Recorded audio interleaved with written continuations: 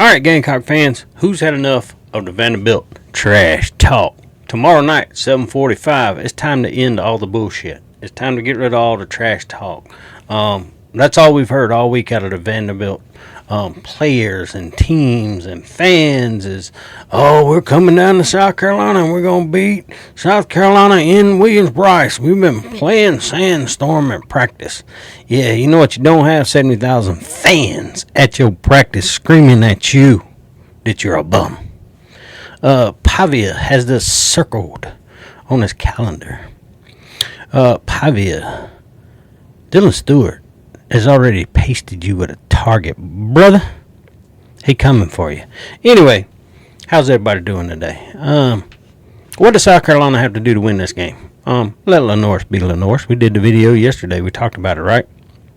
So I kind of went on DraftKings and looked over some of the best bets I thought Lenore's would have this week. And my favorite one, I'm going to be honest, you get plus 550. Lenore's 2+ touchdowns. I like that bet. Don't y'all like that bet? Lenore's at home. We take the training wheels off. We let him go out there and do what he does. I kind of like that. I like South Carolina with a passing touchdown on the first drive. You get a plus 420 on that one. If it's rushing, you can get a plus 370 if that's what. However you want to do it, I like the passing touchdown at plus 420 because I think it's going to be an explosive. I think South Carolina's going to set it up and it's going to be explosive. Y'all can call me crazy, but I think it's going to be an explosive. I also like the under 24.5 in the first half. I don't know if this is going to be that type of game to where it's high scoring because by my final score prediction, which I'll write on the board back here, yep, we're going to make our SEC predictions too. I don't see this game being a very, very high-scoring game. Both these defenses, especially South Carolina's defense, don't really give up points. Vandy gives up 23. South Carolina gives up 21 so far this year on average. So, our total, that was total points given up this year for both these defenses. So, I don't see this being high-scoring unless all of a sudden just everything happens and these defenses go to shit. I just don't see that many points getting scored, especially in the first half. You're feeling each other out. Going to be some back and forth. You got to make some adjustments at halftime. I just don't see this being that high score in the game. So I like the 24.5 at halftime to be under. But you guys bet how you want to bet. Now, I'm not telling you how to bet, but I'm just telling you I'm tired of Vanderbilt talk anyway. I think South Carolina's got to come out here and smack them in the mouth. Be interesting who wins the coin flip, whether they take the ball first or whether they give it to the other team. It'll be interesting. That'll be an interesting take. I think both these teams probably want to try and establish their offense first. But I don't have a problem with South Carolina doing it either way, because if you go out and you make a big defensive stop, get them on a 3 and out or whatever on the first drive, I could see Williams-Brice Stadium start swaying. Because they're going to be rocking, especially when you got to get out there and punt the ball to South Carolina. We got Vakari Swain. Anyway, South Carolina's getting a lot of their guys back. We talked about a little bit about that yesterday. And then another report came out last night saying Kilgore will be playing, Cissay's playing. Some of the guys that was on there, Brady Hunt, will be playing again. We look to see him get involved in that offense like we did against Virginia Tech. So I think, how does South Carolina win a football game? You play great defense. Don't give up any explosive plays. That's what Vanderbilt loves to do. Make Vanderbilt drive the ball on you down the field. And we've seen the South Carolina defense really step up and not. They've given up some yards, but they're not breaking, right? The trash touchdown against South Carolina State, we know about that. 2 other points we gave up was a safety, so that's not on the defense.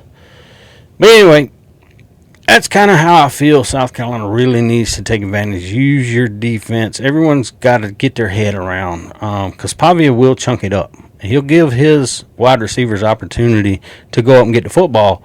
So our defensive backs, our linebackers, especially anyone that's going to be on Stowers, which I think that'll probably fall to Fred, is because he seems like the fastest receiver.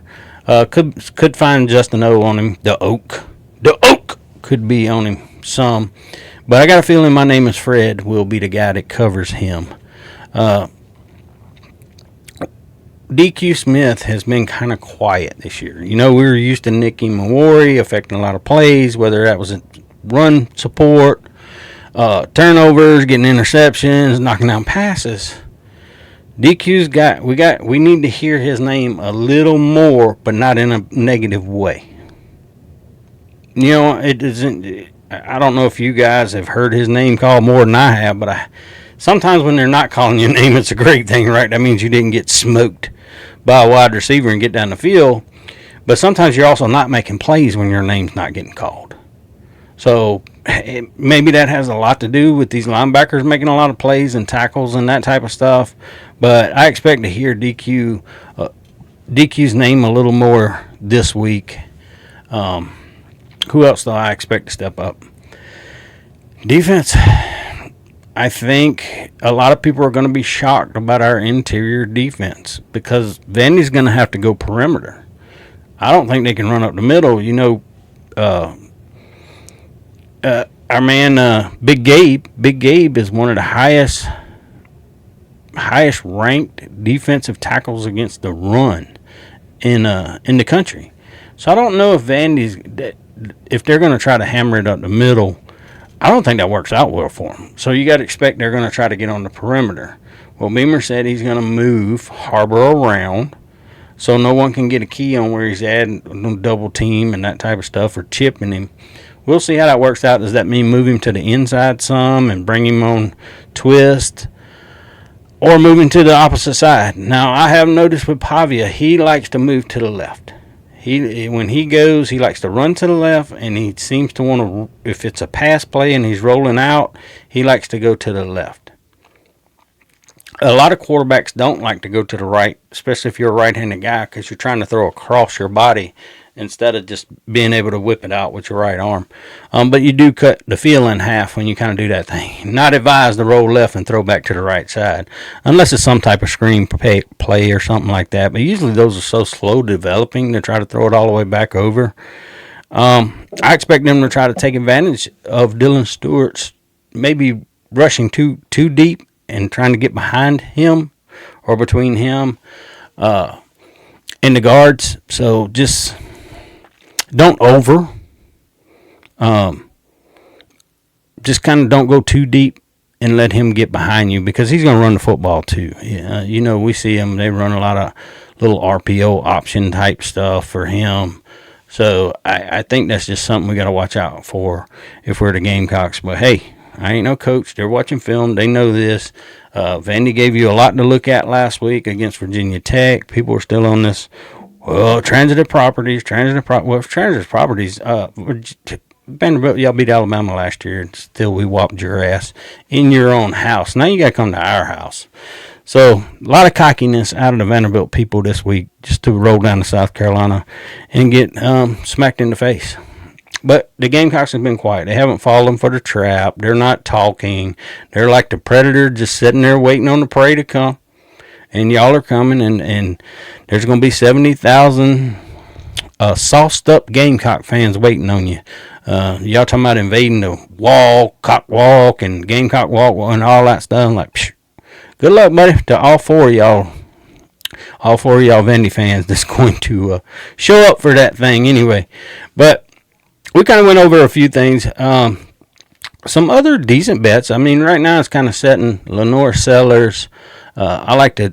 You get better odds on the 240. Will Lenore Sellers get over 240 yards passing? I don't think so, because I think he's going to run. I do think you get an explosive in there, but I don't know if we try to throw for 240 unless we have to, right? If we're behind, we'll see that. But if we're ahead, I don't know that we throw the ball like that.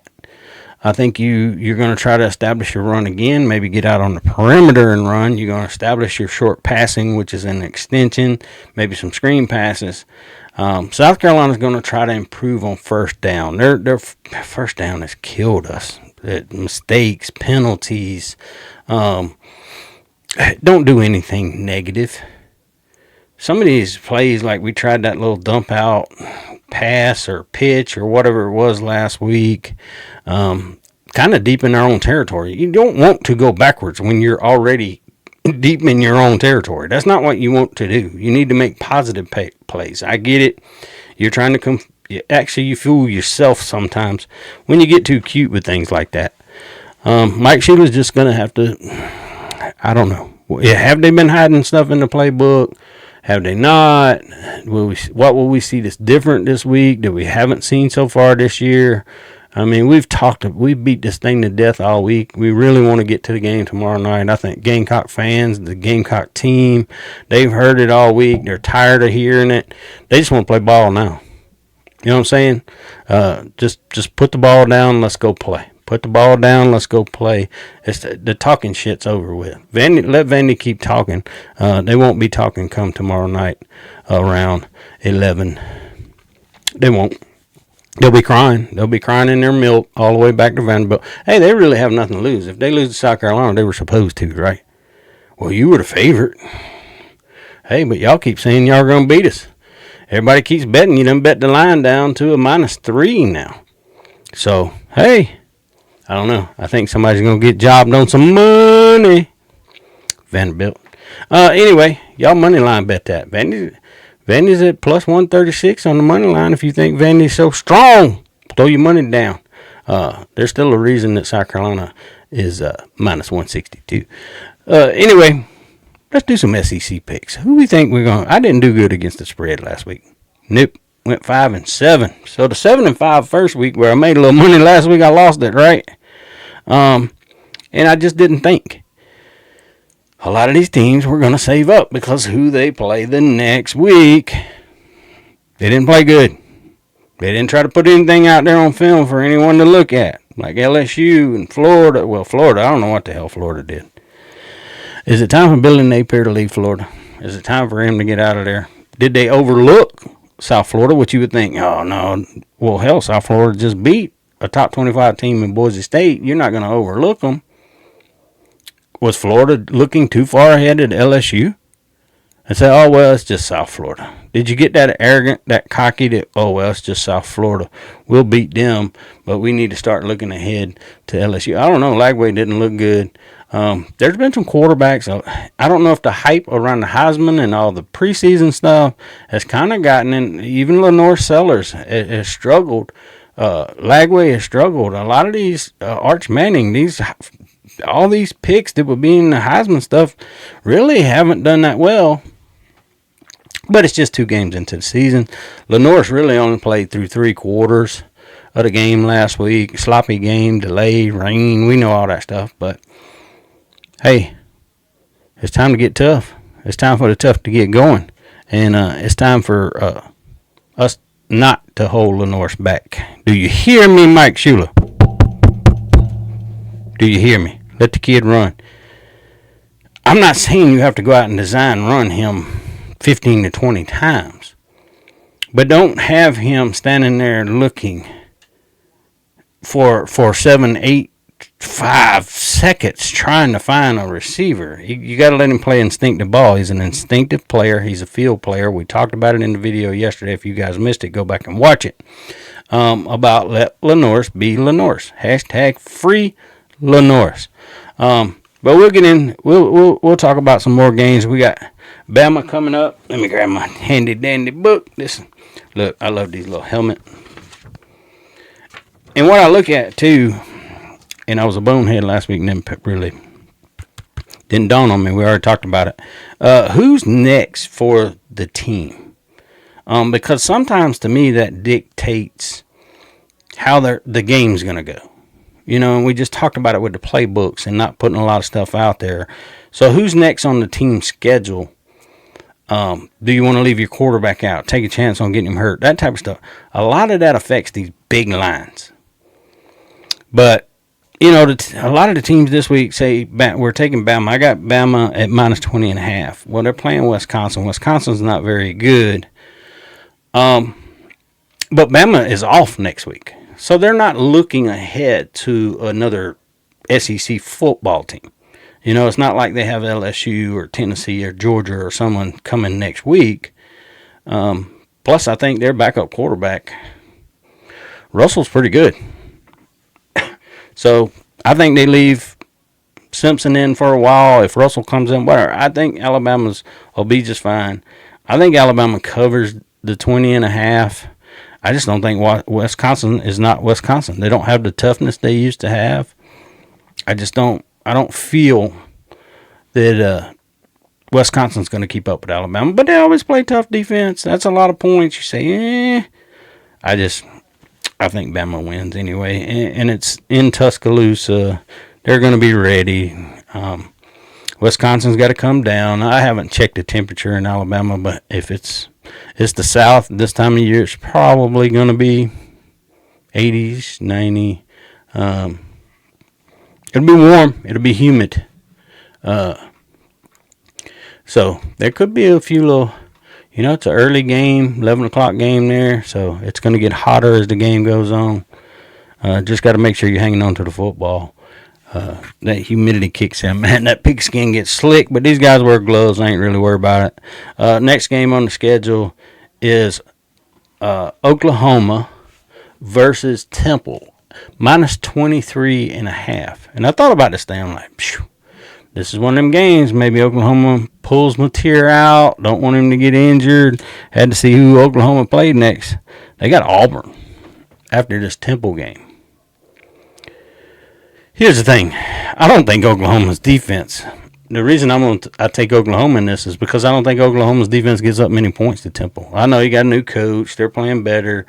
When you have a really good defense, you don't have to leave your quarterback in that long before you build up a good lead, right? You say Oklahoma gets out there, they knock out, they're 28 to nothing against Temple because their defense is playing. They bring in their backups or whatever. I just don't see that defense giving up enough points for Temple to be able to hang in there, and that's why I picked Oklahoma to cover the 23.5. And normally on big ones, I like to go the other way, and there's one out here anyway. Next game, South Alabama versus Auburn, 24.5. Same thing here. I don't think Auburn gives up a lot of points to South Alabama. Even if you take Jackson Arnold out, you still got Deuce Knight and these other quarterbacks back there. Hugh Freeze is going to want to put some points up on this thing.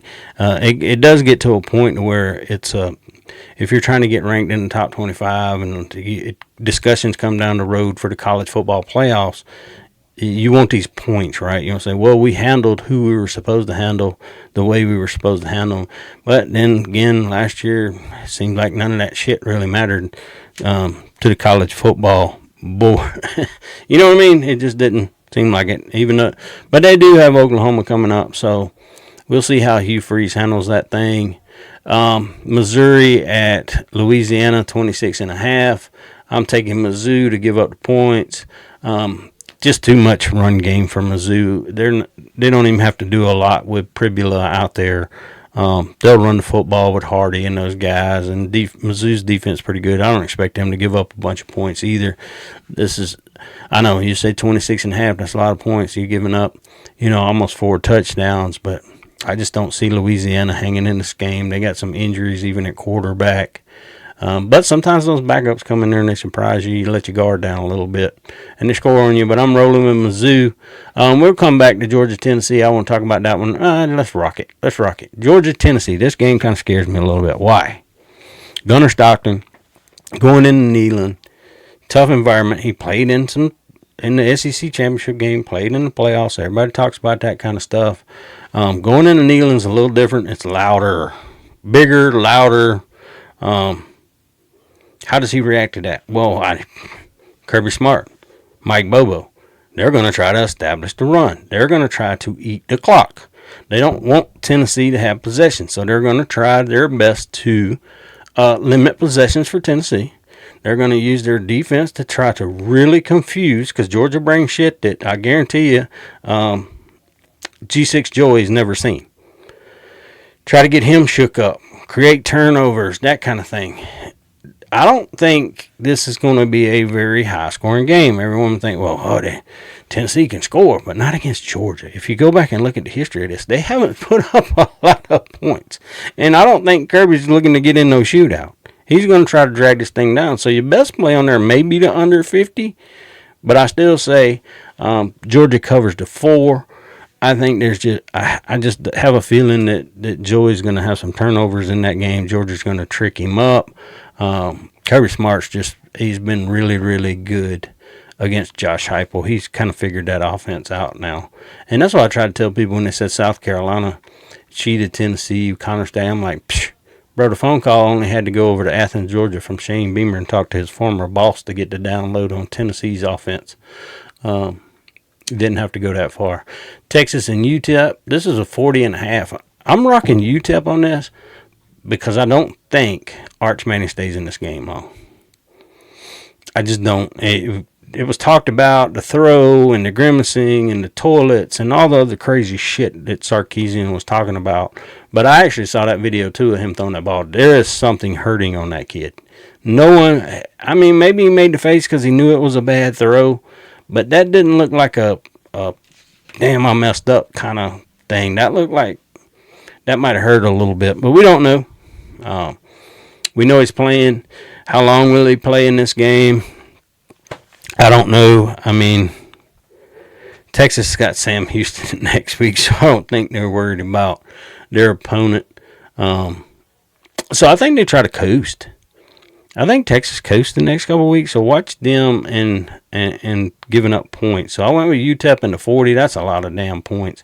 UTEP might be terrible as hell. Don't know anything about them, but I know Texas has got to get over 40.5 to beat them. Arkansas, Ole Miss, another interesting game. I'm a big Sam Pittman guy. For people that don't know that, I love Sam Pittman. I would play football.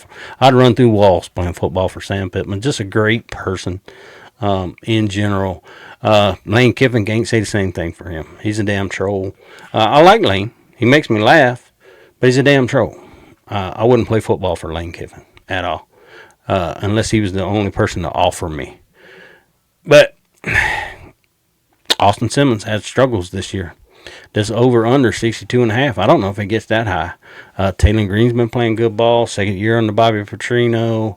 I think Sam Pittman has that team, their heads right. It is in Ole Miss. I just don't know. Ole Miss is one of those atmospheres where I don't know how much home field they have. We watched Kentucky go in there last year and beat them. I don't know. Ole Miss people will tell you it's hype as hell, but I mean, I've watched many games where teams are on the road at Ole Miss, and I just didn't see it. I think Mississippi State has a better home atmosphere than Ole Miss. Maybe that pissed some of y'all Rebs off, but I'm rocking with Arkansas, taking the 6.5 points. I think this is a really close game. Money line on Arkansas is plus 190. That might not be a bad bet right there, because that might be the upset of the week. Texas A&M at Notre Dame. On the road at Notre Dame. Now, we know Notre Dame came down to Miami and lost and all that stuff, but Notre Dame's at home. Texas A&M has to travel to them. If Texas A&M struggled on the road, especially like against South Carolina last year, we saw it. If Notre Dame's defense can really get tied up, I think Notre Dame's pretty good against the run. And Miami made some hellacious catches in that game, too, against Notre Dame. You don't always get those. Those way up, 50-50 balls, one-handed grabs, they don't come every game like that. I'm going to rock Notre Dame and give up the 6.5 against Texas A&M. This is not an upset bet. I just think Notre Dame wins at home. Who's Texas A&M against next week? They're off. So they got a week off to think about Auburn coming into Texas A&M. But I am rocking with the Golden Domers. I wanted to go with you, Texas A&M, but this game being on the road just scares me a little bit. Florida LSU. Florida's a dumpster fire. All the shit going around. Hey, that was going around last year, and guess what? Billy stepped it up. Billy really stepped it up. I think LSU can win this game, but they're just like South Carolina. Was last week a legit struggle, or did you just not do a lot? I think LSU has a tremendous defense. I think Florida. This is one I weighed back and forth. I think LSU wins this football game, but I think Florida covers the 7. I think Florida's going to fight harder than a lot of people think they are. This will be the game where you see whether Florida's really giving up again or whether they're willing to fight. I'm going to take the 7 and take Florida. Y'all can tell me I'm crazy. It's in Baton Rouge. It's a night game. I know that. And that's where dreams come to die. So the Cat in the Hat once said. But I just think Florida keeps it close. I think LSU can beat them. LSU really hasn't been some offensive explosion this year, not even against Clemson. So I think Florida can kind of stay in there, run the football, keep the clock down a little bit, make it a fight. I think the Gators go down there and try to make it a fight, and they cover 7, but LSU wins the football game. Kentucky minus 26.5 against Eastern Michigan. Switching out some quarterbacks and stuff like that. I think Kentucky just run. They're just going to run the ball and try to run over Eastern Michigan. I'm gonna take Kentucky, give up the 26.5. We already talked about South Carolina Vanderbilt. Now on DraftKings, I have to look around and see. This is going down to a 3. South Carolina giving up 3 at home. You know I got to take my Gamecocks. We're at home and only giving up 3. Oh, yeah, I'm taking that. This ain't going to be some 21-20 football game. Actually, my final pick is a 31-20 11. And that leads me to another bet. Check this bet out. But if Gamecock wins between 7 to 12 points, it's at a plus 425. 31-20. That's 11 points. I'm going for the plus 425. Y'all tell me I'm crazy. Y'all have a wonderful rest of your evening. Hey, don't forget to like and subscribe. I do like to talk bets, especially on Fridays. I mean, we've talked and beat everything to death all week long. It's time to play the games. The games are tomorrow. We make our bets today.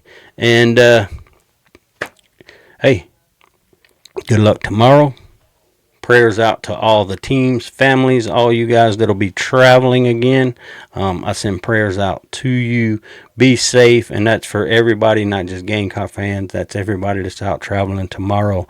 All you guys, please be safe. Be careful with the adult beverages. Don't get out driving and stuff after these football games and put yourself and others in danger. But anyway, love all you guys. Have a wonderful rest of your day. Peace.